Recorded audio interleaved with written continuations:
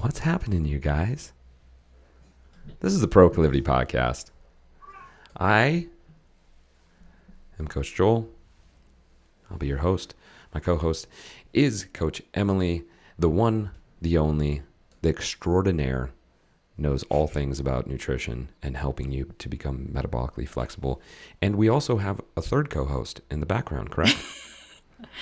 My little Dansby boy's in the background. You might hear him. Yes. This is Dansby's first appearance on the Proclivity podcast. And I have a real good feeling he's going to have some great things to say. Same. Yes, totally agree. Hey guys, before we get started, if you don't know what we do something real well. We create healthier bodies and happier lives. How do we do that? We create metabolic flexibility. That's your body's ability to be able to burn fat. Everybody's out there like, how do I burn fat? I got to do this diet or that diet or this. No. Pause. Take a breath. This is what we're going to talk about today in this episode. Being able to step back, take a breath. We teach in a very simplistic manner how to create amazing results that last. We actually have people quite often when they start the program, they're like, where's the macro program? How are you not telling me to do every single thing? Right? I need the accountability. No. What you need is the foundation, right? And to be able to get the foundation, you know what you got to do? Pull out the shovel, dig a little bit.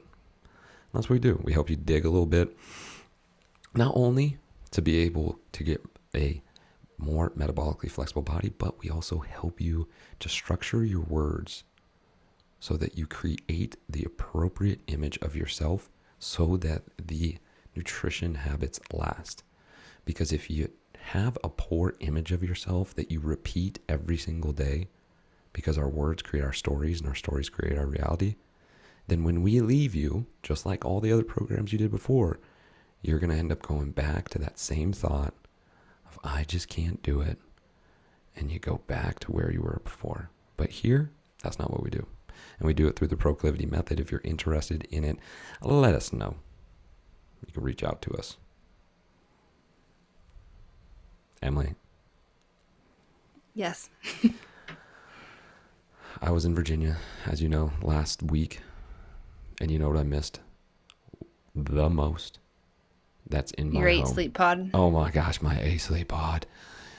And the first night I slept on it and I woke up to it just wrapping me with warmth.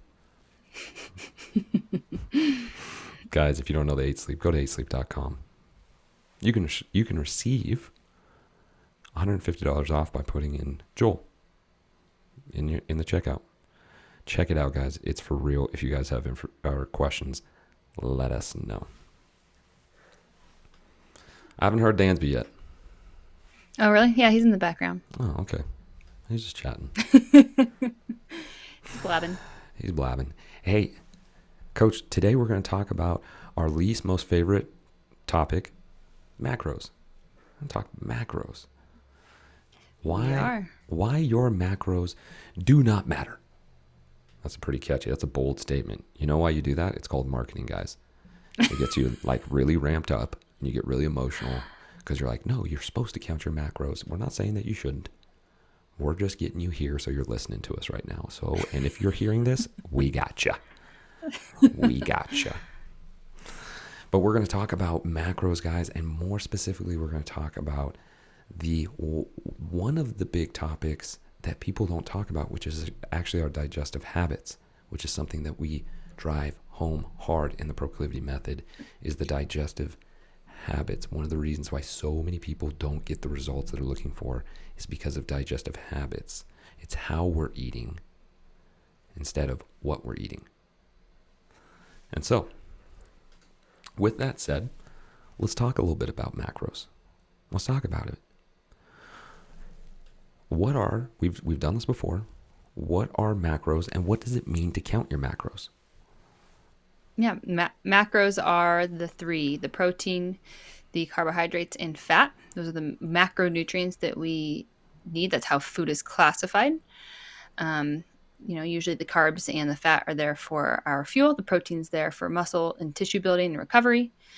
And to count your macros is to log or calculate how many of those, percentage wise or gram wise, is in your daily total. So if you say you have a 2,000 calorie day diet or day, and then you're calculating the percentage or the exact grams of protein, fats, and carbs that divides into. And lots of people do this for many reasons, as Mm-hmm. far as controlling the amount of calories, controlling hunger, controlling satiety, uh, in accordance to your activity level. These percentages or grams might be higher or lower. I don't know if you're going to know the answer to this. This just came into my head. I'm really Shoot. testing you here. Yeah. When did Shoot it to me. when did macro counting come up? Like this can't be like, it's not like we're in the archaic days, right? We were Hmm. like, oh, how much is that rhinoceros? How many grams of protein do you think that rhinoceros is? Like, when did Yeah. macros come up?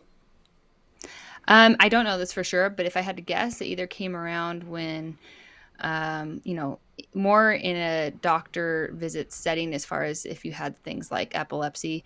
But actually, the first thing that came to mind was bodybuilding. So, like back in the day when people Sure. first started bodybuilding, that's where I would guess. I'm not sure, Yeah. but it was more specific to, like, that was their job. They did bodybuilding to win competitions for specific physique, not health. And then I think it got glorified when we found out that we can lose weight doing it, or even build muscle doing it. And yeah, I'm not exactly sure where it started, but I think that's where it happened. Dang. I would say if I were to roll my dice, you just nailed that. I mean, if anybody's listening and you know for sure, let us know. Yet, I would agree too Yeah. that it started off in the bodybuilding, days, and it was more about like, hey, what's your protein, right? How much protein are you getting, bro? And then Right. being able to recognize that we start getting to this macro counting, and there's a lot of businesses out there that literally have like macros in their business name, Hmm. and it's a catch-all. And guys, recognize that everything that's out there, including Proclivity, we're trying to sell you something. Now, we're trying to sell you something because we truly believe in our product, just like everyone else, and we're here to be able to help you. Yet, be cautious, right? Again, the reason why that we said why your macros don't matter is because we want to catch you and be able to bring you here to explain the importance of macros, where they belong, and where they might not belong. And so, being able to recognize, hey, where did this whole macro thing come from, is really important. Now, going to macros, again, people track this. How do they track their macros? Like, how do you know how many macros to have, and what's the macros in a Hmm. package, and do they have to weigh it? Like, Yep. Yeah. So it started off with, like, people, I think, made their own, like, spreadsheets, whether it be handwritten or online on the computer. And yeah, you're looking at the label as far as how many calories are in it, how many, like we just said, fats, carbs, and proteins are in it, in the food that you're eating, relative to the portion size. Before we had scales, maybe people weren't using those, but for the most part, now we're using scales and weighing our food. So it's all based on weight rather than, say, like a cup or, a teaspoon. It's more weight based on grams or ounces. Um, so yeah, that's how people would do it. But now you can also use an app like myfitnesspal, chronometer, and there's a few other ones out there. I think maybe my macros is another one. And you just enter in the food and how much you're eating of it, and then it calculates your daily total for you. and there's benefit to counting your macros, right? To being able to understand, because there's a lot of people who go like, oh yeah, no, I totally get enough protein throughout the day, and then you actually count your macros and you realize like, oh, I'm only getting a short portion. So there's good reasons to count your Yeah. macros, right? Yeah, it's a great learning experience. If you've never counted your macros, and someone tells you, "Oh, you should probably be eating more protein or eating less carbs or more carbs or this and that." Well, it's like, how are you supposed to know unless you do some math in your head of, like, "Oh, what does my typical day look like?" Totally. And so I highly recommend doing it for a day or two, or even a couple weeks, whatever works for you, to start learning, like, oh, what is a typical meal? How much protein's here? How much fat? How many carbs are here? And how many calories overall am I eating? And that's usually where most coaches start, is they just have you track what you already do to see what your baseline is. So you can be your own coach and do it yourself too. Totally, totally. And being able to have a good coach, because what we do in the Proclivity method is we have a diary, right? In terms of, hey, what did you eat today? And with a trained eye and a trained coach, we can look at it and go, ooh, yeah, not enough protein. We actually don't need the scale. We don't need to put in myfitnesspal. We can go, because we're trained and we're professionals, we go, ooh, yeah, that's way too many carbohydrates, not enough fat, and barely enough protein. Totally. Yep. But using tools like myfitnesspal, if you don't have a coach, is very helpful, right? Very helpful. Yeah. Yeah. And and it's helpful for most people, but where it becomes a problem is where we depend on it and we Mm-hmm. rely on it and we get so meticulous that it, increases our stress or anxiety. Or if you're that analytical, maybe OCD type person, it becomes a problem. And it doesn't allow as much flexibility if you let that happen to yourself. So it's being Mm-hmm. aware of how it can control you potentially, Right. but you can also just use it as a tool, which is what we like to use it as here. And that brings me to the point.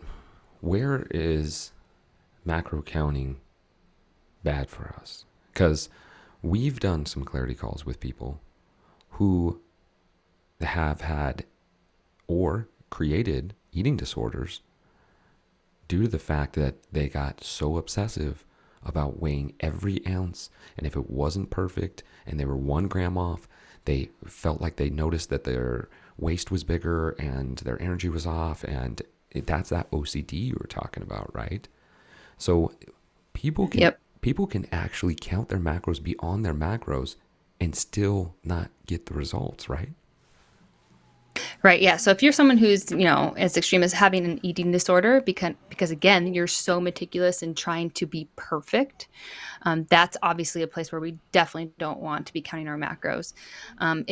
If you find yourself not wanting to go eat out at restaurants or enjoy a meal with a friend because you can't weigh it precisely, that's obviously another sign that this is not working well for you. It's causing you any kind of stress, because we know that when our stress is increased, that we are not going to be able to get in that parasympathetic state where our body can relax and can actually lose the weight that we want to be losing, which is what most people's goals are when they're counting macros. I would say the majority is to lose weight. There are some people who want to gain muscle mass or maintain, but most people are trying to get a better body composition. That's usually losing some fat, and potentially getting some more muscle too, right? So when we start adding on stress, that's just going to Mm-hmm. cancel everything out, if not make things worse. And I know so many people, I've had clients in the past, who are so meticulous with it that it causes more stress than it helps. And so that's why we typically recommend try for a few days or a few weeks just to become aware. Add it in every once in a while if you start coming up with some new meals and you just want to see how much is in each meal.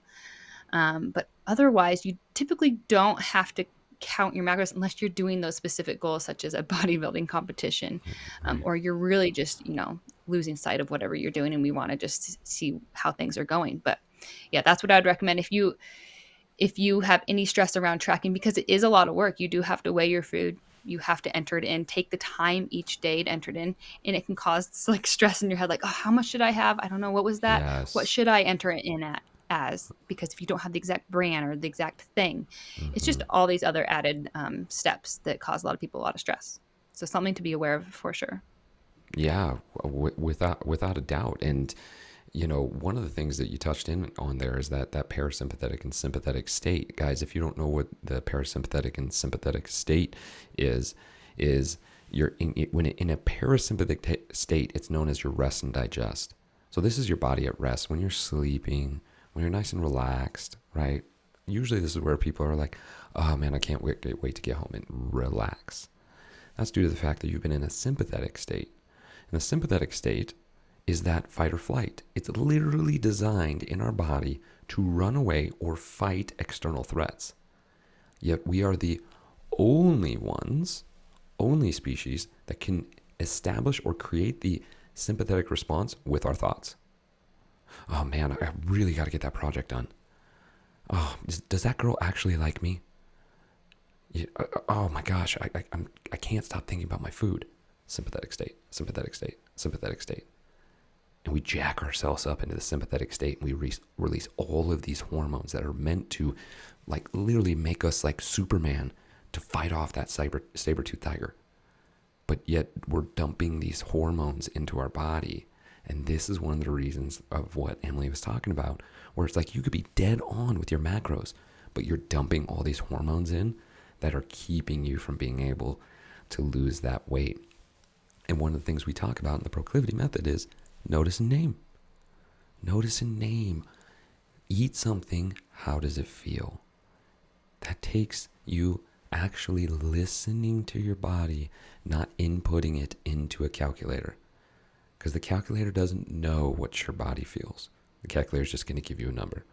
Yet you can go, I ate that and my stomach hurts. Or I ate that and I feel really energetic. This is one of the things that we really hammer home and focus on, and is really hard for people at times when they first start, because they want to give me the numbers, right? And so what we're talking about here, guys, is what we call digestive habits. We talk about nutritional habits, right? What to eat, what macros, but we actually bring in digestive. How does your body digest that food? Not just what is the food that you're putting in your body. So, Coach Emily, what are digestive habits? Yeah, digestive habits are habits around how we eat, whether that be literally like how we chew our food, how we are eating, whether it be we're sitting, we're standing, we're moving, how our digestion is working, whether or not we're drinking liquids with our meals. All those things matter. They increase or decrease our satiety levels, our hunger levels, our absorption of what we're actually eating. So we could be eating the perfect diet, but if we're not absorbing or digesting it, then it doesn't matter, right? Because we'll still feel have that low energy, and we're moving everything through our system without absorbing it and using it. And so these come into play with all of my clients. It is the first thing that we look at if you're having any issues with digestion, obviously, but also with energy and weight loss. And so, yeah, we take a look at everything around how you eat your food, what it looks like for you. And why is this so important? Like, I mean, we created a program that really revolves around these digestive habits. Why is it so important? What is it solving? Yeah. So it's teaching you yourself to become more aware. Because when we're counting macros, we're relying on something else and we're less aware because it's something separate from ourselves, right? It's counting it for us. And people like that in the beginning. They're like, oh, it's less work for me. It's doing the math for me, and that I just have to follow that. But we can't rely on that the rest of our lives. We're not going to always have that little calculator. We're not going to always want to be weighing our food, right? That's just Right. silly. And so when we start becoming more aware, we're building that tool within ourselves. And instead of relying on the macros or the digestive supplements or the medication or this, that, and the other to lose weight or to fix this symptom, whatever it is, we're using ourselves to be like, yeah, let's pause here. Let's think about this. Why is this happening? What can I adjust to make me digest better, absorb better, feel better, be less stressed, and yeah, feel more energized, right? Yeah, totally. Well, and what you're talking about is changing the route, right? Guys, you could be counting your macros, but yet you're still living in a sympathetic state all day long. Your language is horrible about yourself. You're going a million miles an hour. You're getting 4 hours of sleep or 5 hours of sleep. I mean, we have clients who, when they first start with us, they literally have this pride about them that they're running out the door having their shake and their avocado toast as they're sprinting out the door and being like, yeah, you just gotta do what you gotta do to be able to get your meals in, get your macros in. And we're sitting there like, no, you're doing it wrong. You're doing it wrong, right? Yeah, you're getting some macros in, right? That's what eating is. Everything has some macros. But being able to dive into that foundation and start changing those habits of like, yes, you guys, you control your schedule. Newsflash, you control your life. Newsflash. Okay? Yes, you have time to take a lunch. We have worked with the highest level of business professionals, from CEOs to vice presidents, and they will initially say, yeah, don't have time. What? You are the boss. You're saying you don't have time? No, you have the time. It's the imposter inside us that's saying, you can't do that. You can't take care of yourself. You got to take care of everybody else. And what is everybody going to think about you if you sit down and you take your shoes off and you take a second to breathe before you eat? You know what they're going to think? Maybe I can do that too. Now, if you get an entire team that cares for themselves, who sit down, who slow down, who eat, now you create progress. Now we're going from just like, oh, digestive habits to like, oh no, your business is making more money. Yeah, we do that too. We help people live happier lives and make more money. We can do it all here at Proclivity, you guys. We can do. So for a lot of people, the reason that they start macro counting is because they're really looking to lose weight. We've touched on it a little bit here. Can you have the appropriate macros and not lose weight? And on the flip side, can you have macros that aren't perfect but have really good digestive habits and lose weight? Yeah. So you can, again, I've had these clients time and time again. That's why they get to me, is because like, oh, I've tried the macro route and it's not working for me. What's going on? And like I said before, it's usually because we're being too precise and we're too uptight. We're in that sympathetic state while we're eating, and that when your body's chronically in that state, especially while you're eating, it's not going to absorb those nutrients. You're not going to feel those hunger cues. Those hormone levels aren't going to balance out. All of the things are going to work against you if you're not breathing, chewing. Your body's not producing the right digestive enzymes. All of those things matter. And so if you're not doing all those, yeah, just counting your macros isn't going to matter. So the quality of the food, the digestive habits are, in my opinion, king over macros, because I have had clients too where they're not counting macros, or they have macros that I could see are way too low or way too high. And yet they still are finding improvements because they're allowing their body to de-stress, relax. And like you just said, with like your language even, and having a better mindset about it all, it just lets your body literally like take a load off of itself and start doing the things that it's meant to do much more easier. Wow. So I love this. What we're saying here is, guys, you could eat the right food, and if you are in that sympathetic state, your body doesn't take in the nutrients. Okay, so correct me if I'm wrong here, Coach Emily. Your body's not taking in the nutrients the way it should. It's basically like in and out, right? Your hormones are wacky. So the hormone to be able to say like, oh, you're full, and the hormone to say, oh, you're hungry, start getting wacky. So what ends up happening is that you actually don't have the nutrients. Your hormones are imbalanced. So your body's actually telling you to eat more when, Usually, yep. right? It's telling you to eat more even though you ate the appropriate amount of macros. So it's a cycle of not being able to absorb it. So then your body's actually calling to it again, saying like, hey, we didn't get the nutrients we need. So we're going to tell you that you're hungry again because we need those nutrients. Because last time when we sat down, you were freaking out, sprinting out the door with your avocado toast and your perfect mix of macros with your protein and smoothie shake, and we didn't get what we needed. So we're going to tell you that you're hungry again. And then you are fighting this constant craving of like, should I? And then you have the language in your head, I shouldn't be eating yet, right? Oh my gosh, if I eat more, I'm going to be so fat. Oh my gosh, I can't believe I'm eating that. This is where the language comes in, guys. Is that true in terms of what I just said? Yes, very true. Yeah, it's like that feeling if you've ever just had a meal and even immediately after, even hour after, like, man, I'm like physically feel full, but I'm still hungry. Like, I feel like I need to eat more. Like, what is that? And that's like the typical symptom. And yeah, yep. And then it's that vicious cycle, like you just said, with the language too. All right. Let's get specific. Specific. I always struggle with that word. I don't know what it is with that I do word. too. Does anybody else I do struggle too. with that? Is anybody else out there? Just nod your head. If you're listening to us on the podcast, just nod your head and be like, yeah, totally, I get what you're saying. Or there's going to be other people who are like, what? You guys are ridiculous. Hey, you know what? We're really good at helping people get metabolically flexible. Saying specific, maybe not so much.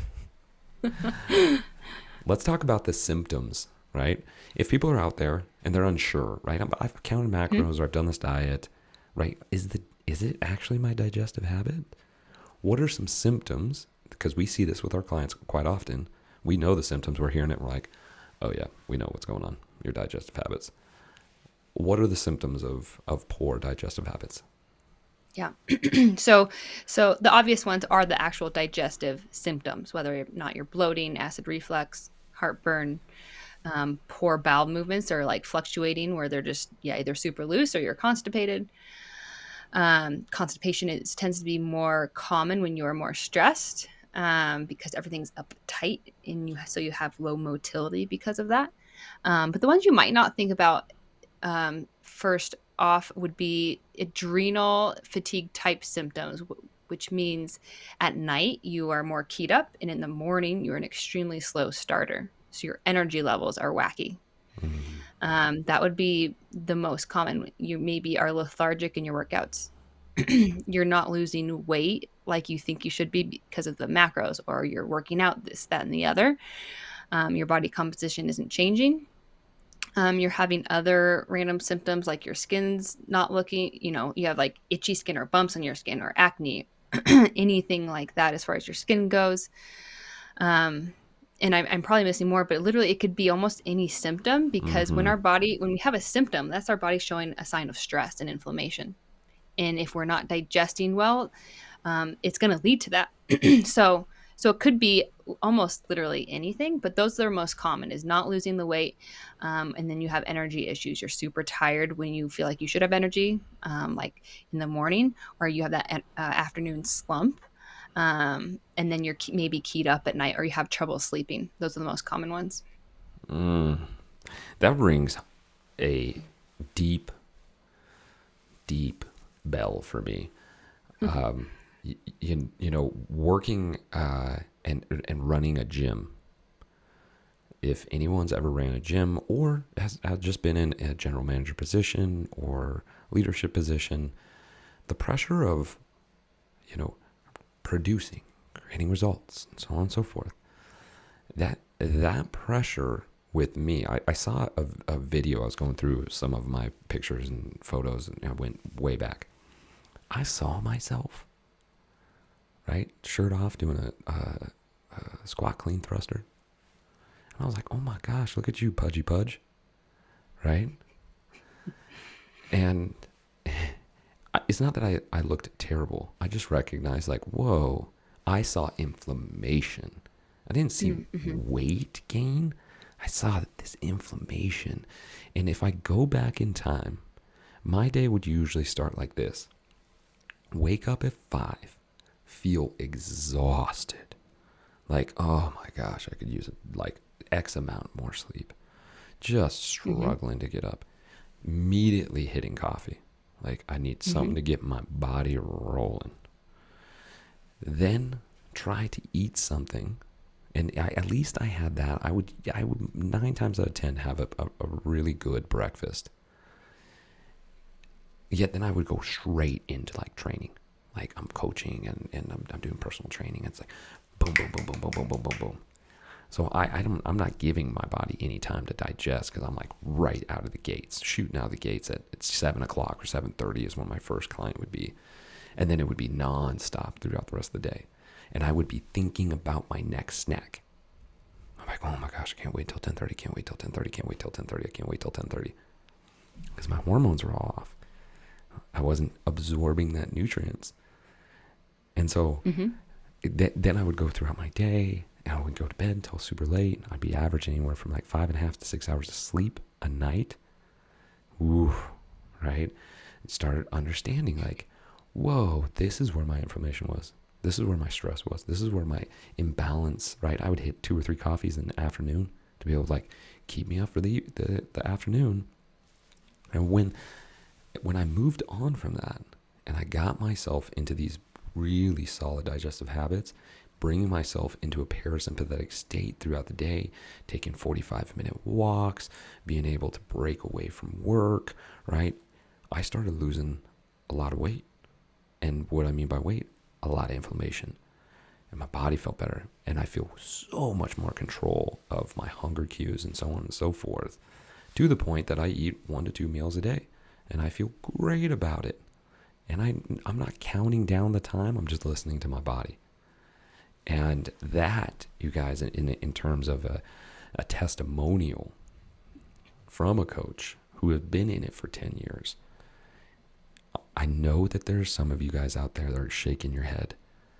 And I counted macros. I did the zone diet, right? Paleo. But it really came down to, whoa, I'm in this constant fight or flight throughout the day. I'm not absorbing my food. I wasn't paying attention for 5 years, having diarrhea because I had gluten intolerance. I was counting my macros.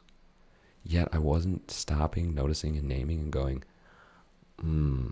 wow, having diarrhea daily is not healthy, right? Mm-mm. And I'm sure there's some of you guys out there right now, they're like, oh yeah, I guess constant headaches are not something that everybody has, huh?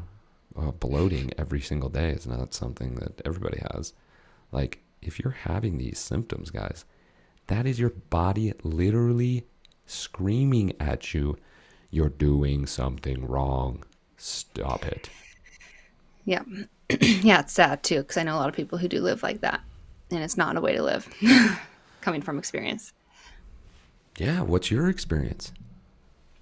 Yeah, so I mean, the whole reason why I got into this, I had so many different symptoms. I actually was fainting in the morning. This is before I ate meat at all. But I would have fainting spells. I had terrible digestive issues. I was bloated all the time, no matter what I ate.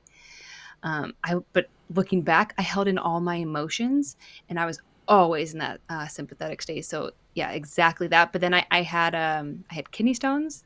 I had seizures. I had a permanent rash on my face that was super annoying, super dry and itchy skin.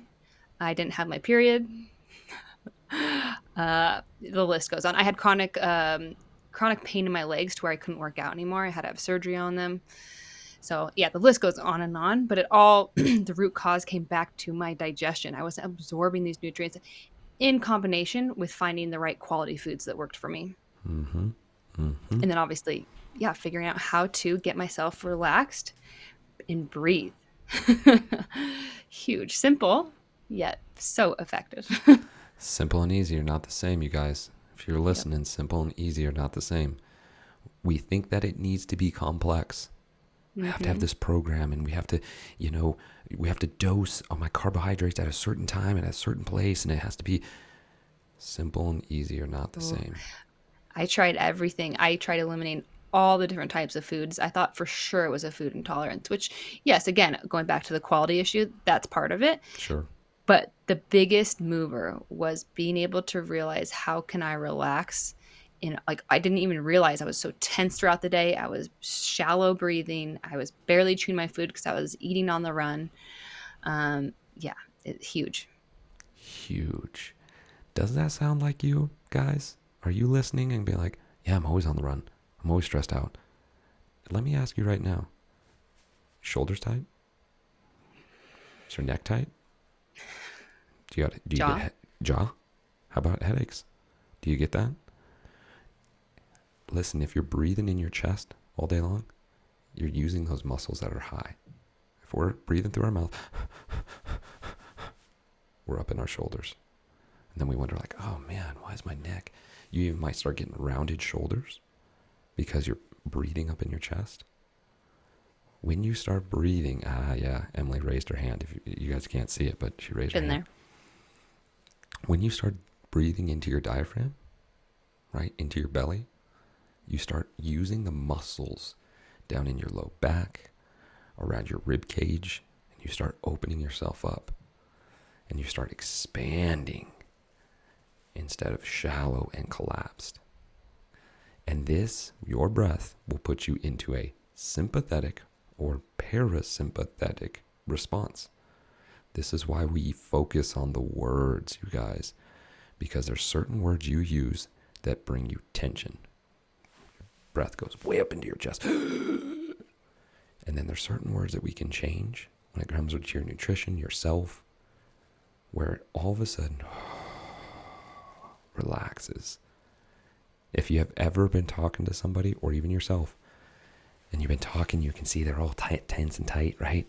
And then something clicks, you say something, or something settles in and they do this. Yeah, you're right. Boom. That's the breath. You just dropped into parasympathetic. And that's that big open. And before that, there was no diaphragm use. It was. And this is what we're talking about. This is just some of the digestive habits, is how do we breathe? How do we move? What do we think? These are the digestive habits that can get you to the body. Emily and I are literally examples in the fitness field, totally focused on our foods. You know the difference between what's right and wrong, but there's a difference between why and how. Why should we be eating this, and how we should be eating this?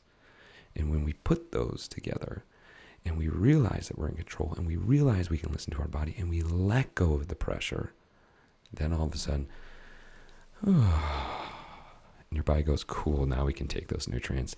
Cool, now we can fall asleep and get into the right REM and deep sleep. Cool, now we can have better conversations with people because we're not so tunnel visioned. Everything relaxes, right? Totally. Oh, I don't have the cravings anymore. That was a big one for me. I would always be craving sweets. And yeah, once your body starts absorbing and filling that micronutrient cup, as I like to say, it just, it disappears. And your palate changes too, right? Yes. Yeah. When you start adding in those quality whole foods, yes, it takes time and that's not easy at first. But yeah, your palate changes and you start craving the more whole foods, the more nutrient dense foods. I was having some squash the other day. I literally was saying to myself, this is candy. Yeah, yeah. That's how I am with bell peppers. I'm like, this is like apples. Yes. It's a treat. Right? And you guys may be thinking right now, you're like, oh, you guys are coaches and that's it. No, trust us. We didn't think that apples and squash were the greatest thing. Yeah. Bell peppers were the greatest thing. If you knew me growing up, you would be laughing, dying, because I was the pickiest eater. Right? Yet, when your body starts going like, oh, those nutrients makes us feel so good. Your body's so freaking intuitive, you guys. It goes, we're going to change your taste buds because that makes us feel real good. And then all of a sudden when you used to say, and here comes the language, I can never eat vegetables. It's just something I hate. Abracadabra. With your words you create. Yep. You can never eat vegetables, so you never will. Or take out never. I can eat vegetables when I decide. Oh, now all of a sudden you're in control. That changes it. Now we're starting to get digestive with the language. Things are getting crazy up in here. Crazy up in here. So we've worked with a lot of different people. Coach Emily, what's the hardest thing for people when it comes to changing digestive habits? Yes. Yeah. And like I said before, or like you said before, simple and easy are not the same thing. What the feedback I receive and for myself is remembering or creating the habit to actually sit down and breathe when you eat. Literally, it's just a habit. But we've been eating our whole lives a certain way, whether it be on the run or in the car or whatever, or even just like in front of the TV or on our phones. But remembering to breathe, expand your, like you said, diaphragm, even your belly, lower those shoulders, relax your jaw, chew, all those things, but especially the breathing and taking the time to just be present while you're eating. Those are the hardest ones, but it's literally just a matter of habits. And starting slow with that. So the first thing I have people do is start with 3 big deep breaths before you start your meal. Just start there. Super simple. and then increase on that. Yeah. Yeah. And, we tend to tell people, take the low hurdle first. Take the low hurdle. You don't have to do this massive giant step. Mm-hmm. Now, eventually what you want to do is be able to schedule out time to be able to have 30 minutes, 45 minutes uninterrupted time to eat. And that's just creating an appointment for yourself, right? Just being able to go, 12 to 12:45, I'm unavailable. You can't get a hold of me. I'm sitting down, standing up to myself, and being able to take care of myself. And that's a big step, is start off low, then start protecting your time, start standing up to yourself, and before you know it, you're going to lose that 15 pounds, you're going to feel in control, you're going to have a happier life because you have time to relax, get in that parasympathetic state. And guess what, guys? For all you hard chargers out there, when you get out of tunnel vision, right, it's called tunnel vision for a reason. You can't see anything peripheral, right? Can't see side to side. When you get into a parasympathetic state and you're able to breathe, those blinders start coming off. So then what can you do? Oh, there's more options here. When it comes to that work project, I can actually move it over here. Actually, when it comes to this thing that I've been obsessing about, it's actually not going to make us any money at all. Let's get rid of it. Yet when we're in a constant sympathetic state, all we can see is what's in front of us. And now you're in this constant thought process of just plow through. Instead of go, wait a second, I don't have to plow through. I can literally just one step to the side and walk right around it. How much easier is that instead of this mentality that you just got to grind through it, just pound through it. Some of the greatest influencers and greatest minds in the world took walks all the time, walking around. John F. Kennedy during the missile crisis, Cuban Missile Crisis. We're talking about nuclear bombs smoking us. You know what he was doing? He was walking around the Rose Garden. He was drawing. He was writing. And guess what he did? He figured it out. All right, the world didn't blow up. De-escalated. Because when you're making a decision, you need to be in a calm space to be able to make a decision for your nutrition and for yourself. Your nutrition and for yourself. Yep. So let's talk about the digestive habits. Let's give, as we do, we're going to close this thing out. What are the top 3 digestive habits you would tell somebody to start with today? Mm-hmm. Yeah, number 1, as you mentioned before, notice and name. So for me, that's just increase your awareness of what am I eating? What's in front of me on my plate? How is it making me feel? Am I hungry before? Or am I satisfied after? Did I eat enough? So asking yourself these questions, noticing things. So that's just increased awareness, number 1. Number 2, like we mentioned, breath. So can you get your body to relax? Diaphragmatic breathe a little bit. If you don't know what that is, just put your hands on your rib cage. Breathe into that rib cage a little bit more rather than just your chest or just your belly. So it's more in the center there. So breath, like I said, start with 3 simple breaths and then increase from there. Number 3, I would say chew more, because I think that's something that's super tangible and easy for people to grasp onto. The more we chew, the more we salivate and taste our food while we're chewing and break it down, the more digestive enzymes our body is going to produce and signal to the rest of our body, oh, food is on its way, let's prepare. And again, that's going to increase that absorption, which is going to increase our energy and everything else that our body needs to do. So those would be my top 3. There are many more, but those are great ones to start with. Simple and easy are not the same thing, guys. Try those out. Let us know. You can always reach out to us. You can go to our website, www.proclivity.co. You can contact us there at team@proclivity.co. You can contact me at joel@proclivity.co or Emily at emily@proclivity.co. We are here to answer your questions. We love answering questions because we have been in that position before And we want to get you out of your hell and into your heaven. We want everybody to live a life that is so joyous and full of life and energetic and ready to play with your kids and ready to be able to start a business and ready to be able to fit into that dress or that suit that you've been wanting. We know it because we've done it. And we're here to be able to help you.